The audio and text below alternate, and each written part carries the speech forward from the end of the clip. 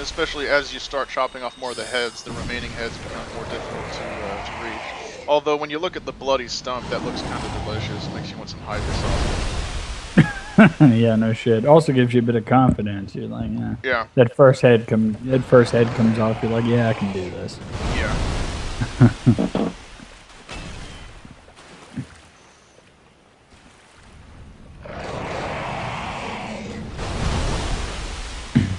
No, but anyway, like back to the thing about like me being like crazy people just being attached to me. I feel like I might have told this story before. Stop me if I have. But like, me and my ex-wife were in a Target right one day, and I can't remember what the fuck we were looking at, but we were like in the toy section, like fucking around looking for something, probably from my kid when he was really young or something. Who knows? But my ex, she picked up this water gun, like this super soaker water gun. And just jokingly, playfully, just out of the blue, she goes, "I'm gonna take this and I'm gonna shoot you with it. I'm gonna fill it up, and I'm gonna go over to that water fountain. I'm gonna fill it up, and I'm gonna shoot you with it." And I was like, "I wish you would," blah blah blah, and we were like fucking around, right? And so out of nowhere, this older lady, and like you want to talk about Addams Family? They looked like the fucking Addams Family. Right? Like, seriously, like, this lady, she was around 60-ish, 63, 65, somewhere in there. Short, wearing all black, and this weird-looking fucking hat. Like, literally dressed for a funeral. Okay, look, just so you know, Yeah. the mental image that I've chosen, again, almost against my will, is the gypsy woman from the movie Drag Me to Hell. Drag Me to Hell. I don't know if I've seen that. Oh, okay. It's a Sam Raimi kind of over-the-top horror film. It might be kind of accurate. She's super old. As long as that's a factor, you're probably close. But she had this girl with her who looked to be about 15 or 16, super pale, short hair, really looked like she hadn't slept. She looked dead, like she hadn't slept in a week, right? They approach us real fucking just out of nowhere. Like they came from the aisle next to us where we were and like sort of drifted around that corner and like cornered us and like looked at us. And the old lady, like we stopped and looked at them because they were like staring at us. And we were like, what happens next? The old lady, like while staring directly into my eyes, grabs the water gun that my wife had in her hand, picks it up off the shelf, aims it at my face like she's holding like a real rifle. Yeah. And she aims it at my face and she goes, "I'm gonna take this and I'm gonna shoot you with it." Right, just like that. And this little girl standing next to her is silently staring at me. And I go, "What?" And she goes, she puts it back on the shelf and laughs like, "Ha!" She goes, "Do you always let her talk to you like that?" And at this point, I made the connection. I was like, "Oh, she's talking about what my wife just said. Oh, you're fucking super crazy, aren't you?" Right? And I'm like, "Uh-huh." So you thought she was being folksy, but her real message was, "You're a man, don't let a woman talk to you that way"? I didn't know what was happening at this point. Like, I was terrified. Like, you would have, it was more of her tone that scared me, not even what she said. Like, I couldn't even process what she was saying because she was so ominous with everything, right? And who the fuck is this teenage girl next to you that looks like Paul Bearer from WWF? Like, who the fuck is she, right? And just when I'm thinking, like, what's happening right now, the girl, I was wearing this necklace at the time, right? She reaches out to grab the necklace I'm wearing, and she says, literally, word for word, "That's pretty." And she reaches out to grab it, and I grabbed her hand gently, and I moved it. And I said, "Please don't touch me." And like my wife at this point, she's like scared. Yeah. Like it was so weird that these two frail, harmless people could scare the fuck out of both of us. But they did. They really did. And like that's just like what we were like, what happened just now? Like, were we approached by some like fucking weird ass aliens, or like what happened? It was like the Men in Black guy when he's wearing the human skin. Yeah. Like they just didn't look right. And it was like, I don't believe in shit. right? But that's scary. Like something is going on with these fucking people, and I don't know what it is. Like I feel like we came really close to being eaten, like by some weird fucking alien. But I don't know. I'll just never forget that shit because of how serious the situation for them was. Very serious. Yeah. Right? They were just, and your necklace is pretty. The only other time a woman has said that to me, she was on ecstasy. This girl was not on ecstasy. She was just fucking weird. It was very fucking bizarre. Yeah, I had another conversation with a girl in a Pizza Hut who was on X. Who was like, "Oh, wait, I want to touch your jewelry." It was really strange, yeah. But at least I understood that one. The fucking crazy Target girl, I have no idea what the fuck that was. Like to this day, I really wish I could have probed into their life and seen like where did they go right after that, right? What happened right after that, and the next like 4 weeks, what happened? I would have been like, hey, tell me who, I'd be like, give me your number and address. I want to know more about you. And they're like, okay, here's mine. Now give us yours. They're like, no, I want to know more about you. I don't want you to know shit about me. I'm satisfying morbid curiosity. You're asking for a restraining order. Part of the reason that I'm so infatuated with you is that I don't want you to know anything about me. I'm not going to interfere in your life in any way. I'm just going to watch like James fucking Goodall from the top of a fucking tree in a little... Oh, I would have fucking loved to have done that. Oh, absolutely. But I was like genuinely nervous. And like if you would have known me when I was 19, 20 in that era... Like, I wasn't the kind of guy to get nervous about people fucking with me at all. Yeah. Like, I was, like, really blowhardy kind of asshole guy, right? So there was, like, these people frightened me.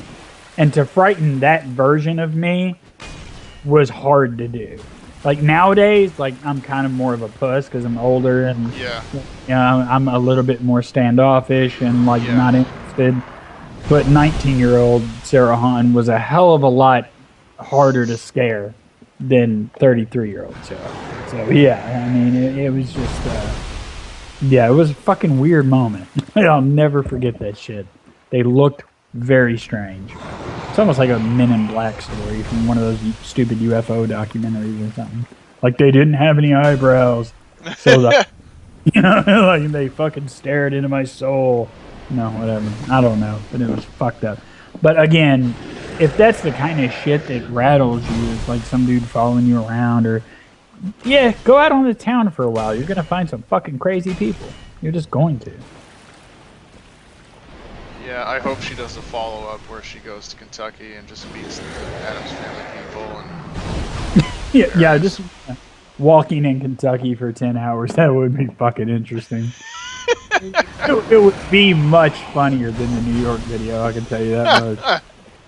Like, you need any dirt? What? Why would I need dirt? What? What do you mean, why would you need it? You know, who the fuck knows? There's always people selling. I'm always fucking, wood for sale, dirt for sale. I love the dirt for sale signs and shit like that. Like, I love Kentucky. I really do.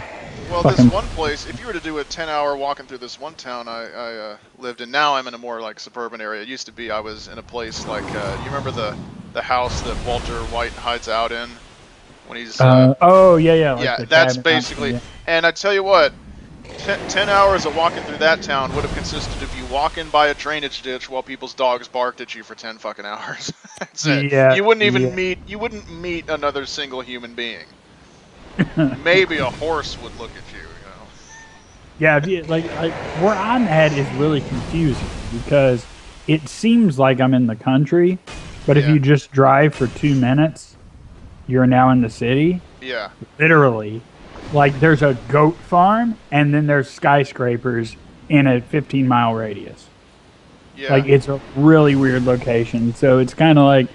And there's this really fucking hilarious thing that happens. Like when I drive in the morning, I drive past like the mailman every day. He does his route back on this little back road, and there's a goat farm, and the goats fucking hate him. And I love they really want to kill him. I've never seen angry goats that want to tear something apart, but it's funny. They they climb over top of one another to try to kill the mailman. And it's the funniest shit I've ever seen. So like every morning when I drive past him, I kind of laugh at him and wave because he's gonna die by goat.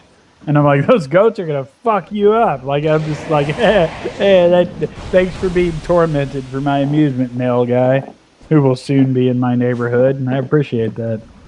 But yeah, it's fucking Kentucky's a circus, dude. I love it. I really do. Like I'm not made for a place like New York at all.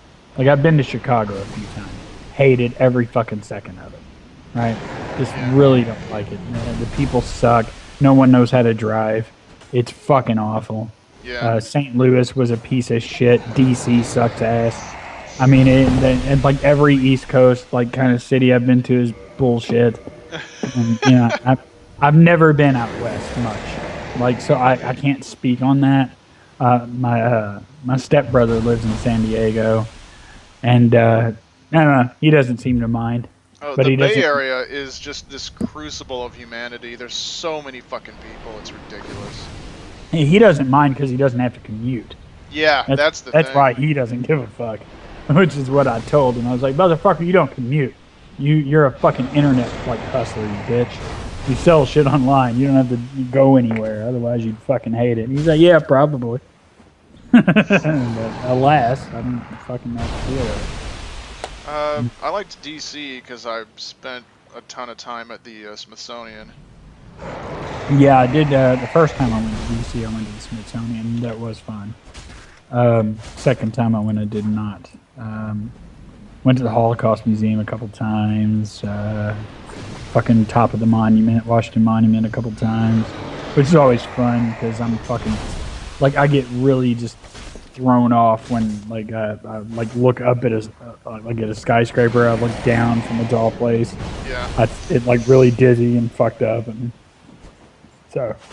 But I'm uncontrollably drawn to doing things that are hazardous for me for some reason. So, like bungee jumping and shit, like which I've actually done once. You know, I don't know why. That just seems like it'd be really uncomfortable, that jerking motion when it.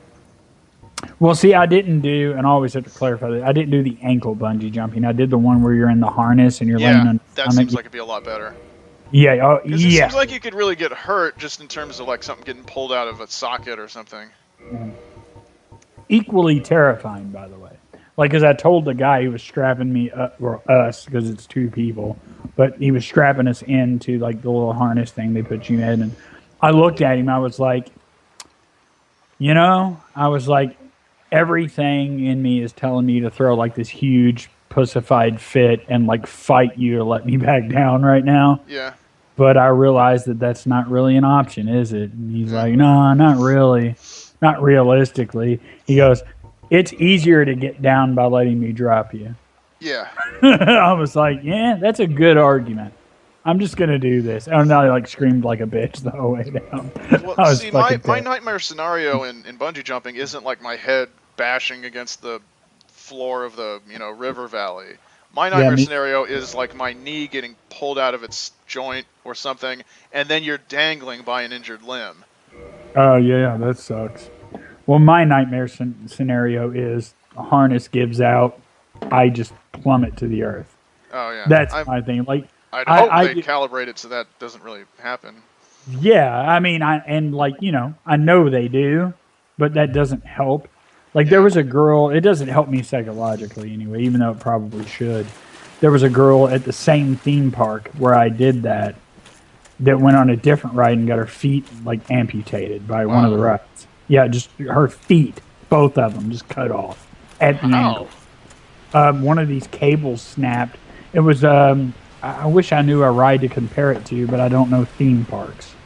All right, so it's basically one of the free fall rides where you sit down. Yeah.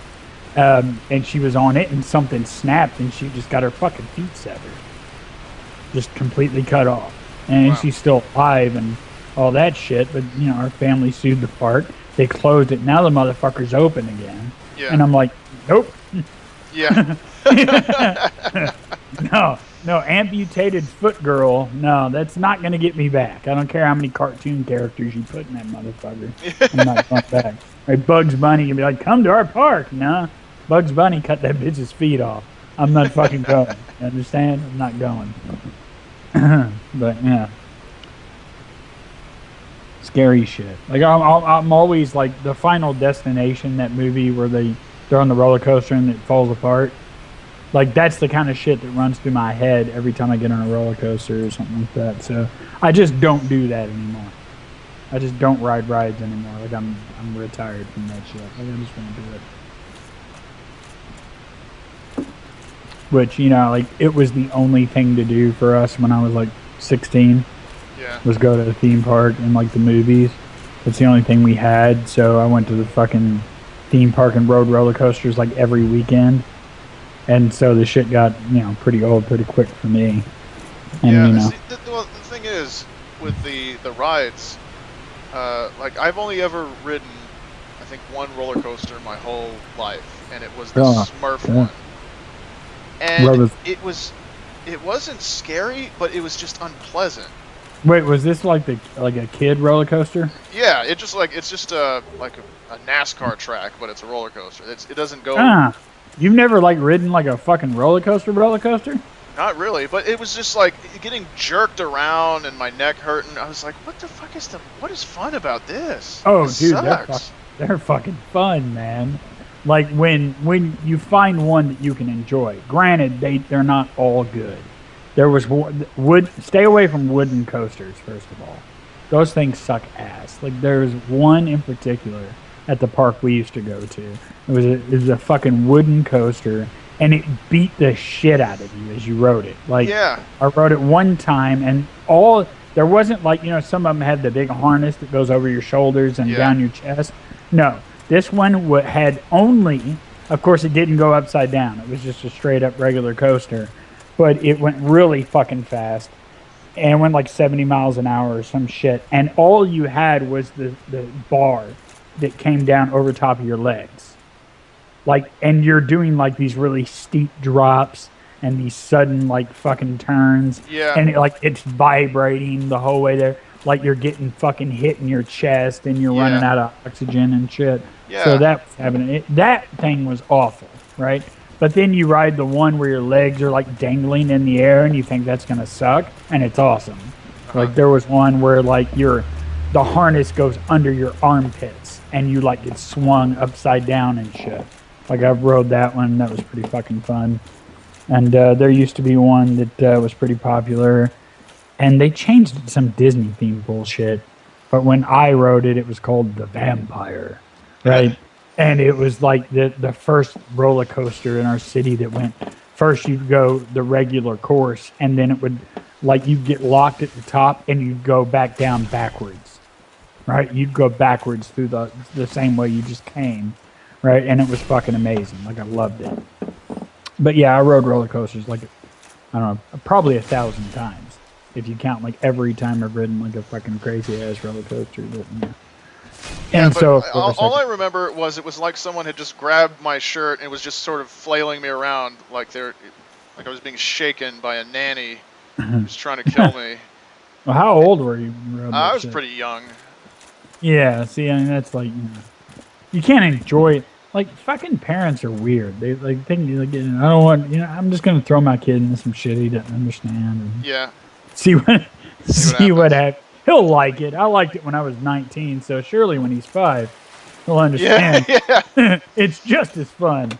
But that, parents suck. We all kind of suck. Yeah. But yeah, I mean, I've rode so many fucking roller coasters. So I'm retired, essentially, from theme park rides. Like, did you ever see The Simpsons where they're riding that saucer ride and they're all stuck to the wall and they're spitting on each other? Yeah. Have you ever seen? Yeah, that's like a real thing that used to come to the fair. The flying saucer. I don't know if you've ever been on that, but it literally, you get stuck to the wall because the gravity. I think I have been on one of those, and that didn't bother me. Yeah, I mean, because you're not being constantly jerked back and forth. You're just being you're like you can't really move too well. Yeah. I just remember my neck fucking hurting after the roller coaster.